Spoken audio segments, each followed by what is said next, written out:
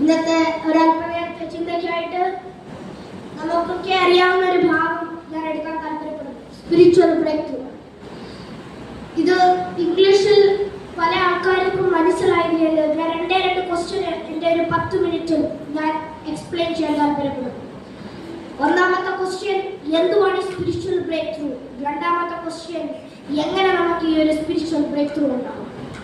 Spiritual break through എന്ന് വെച്ചാൽ ആദ്യം തന്നെ ബ്രേക്ക് ത്രൂവിന്റെ മീനിങ് മാത്രം പറഞ്ഞു പോകട്ടെ. ആ ഒരു വേർഡ് ബ്രേക്ക് ത്രൂ എന്നുള്ള ഒരു വേർഡ് തന്നെ ബ്രേക്ക് പ്ലസ് ത്രൂ എന്നുള്ള ഒരു 2 വേർഡിന്റെ കണക്ഷൻ. ഒരു എൻക്ലോസറിൽ ഒരു കാര്യത്തെ അടച്ചു വെച്ചിരുന്ന ആ ഒരു സാധനം എൻക്ലോസറിനെ പൊട്ടിച്ച് അതിന്റെ പുറത്തേക്ക് കളയുന്നതിനാണ് നമ്മൾ പറയുന്നത് ബ്രേക്ക് ത്രൂ. അതിന് ഇംഗ്ലീഷ് പദമാണ് ബ്രേക്ക് ത്രൂ എന്ന് പറയുന്നത്. ഒരു കാര്യത്തെ പൊട്ടിച്ച് ആ വഴിയിലൂടെ പുറത്തു കടക്കുക.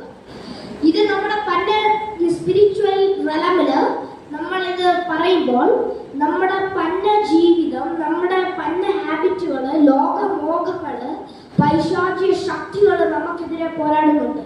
നമ്മൾ ഈ ഒരു സെക്കൻഡിൽ ഇവിടെ നിൽക്കുന്നതും സ്പിരിച്വൽ വാർഫെയറിലാണ് നടന്നുകൊണ്ടിരിക്കുക.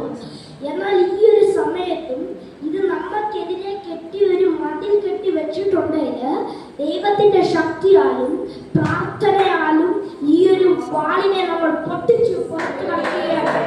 അതിനാണ് സ്പിരിച്വൽ ബ്രേക്ക് ത്രൂ എന്ന് പറയുന്നത്. ചില വിഷയങ്ങൾ നമുക്ക് നേരെ ചുറ്റി നമ്മളെ ഒരു ദൈവത്തിന്റെ അടുത്തിലേക്ക് പോകാതെ വണ്ണം ആ ഒരു വഴിയെ തടഞ്ഞു വെച്ചിരിക്കുന്ന വിഷയങ്ങളെ കടത്തി മുന്നിലേക്ക് പോകുന്നതിനാണ് സ്പിരിച്വൽ ബ്രേക്ക് ത്രൂ എന്ന് പറയുന്നത്. ഞാൻ ഇനി അടുത്ത ഒരു ക്വസ്റ്റ്യൻ ഞാൻ നിങ്ങൾക്ക് പരിചയപ്പെടുത്തി തരാം. എന്തുവാണ് spiritual breakthrough? Spiritual breakthrough നമുക്ക് നമ്മുടെ ഓരോരുത്തരുടെയും ജീവിതത്തിൽ ഏറ്റവും എസെൻഷ്യൽ ആയിട്ടുള്ള ഒരു കാര്യമാണ്. സ്പിരിച്വൽ ബ്രേക്ക് ത്രൂ ഉള്ള ഒരാൾക്ക് ദൈവത്തിലേക്ക് കൂടുതൽ ക്ലോസർ ആയിട്ട് അടുക്കാൻ പറ്റത്തുള്ളൂ.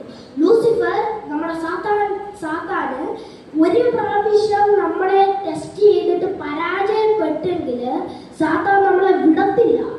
അന്ത സമയം വരെയും നമ്മളെ ഓരോ ടെസ്റ്റിലൂടെ, ഓരോ ടെംപ്ടേഷൻസിലൂടെ, ഓരോ ട്രയൽസിലൂടെയും സാത്താൻ നമ്മളെ പരീക്ഷിച്ചോണ്ടേ ഇരിക്കും. യേശുക്രിസ്തുവിനെ ഡെസേർട്ടിൽ വെച്ചിട്ട് മരുഭൂമിയിൽ ഒരു പ്രാവശ്യം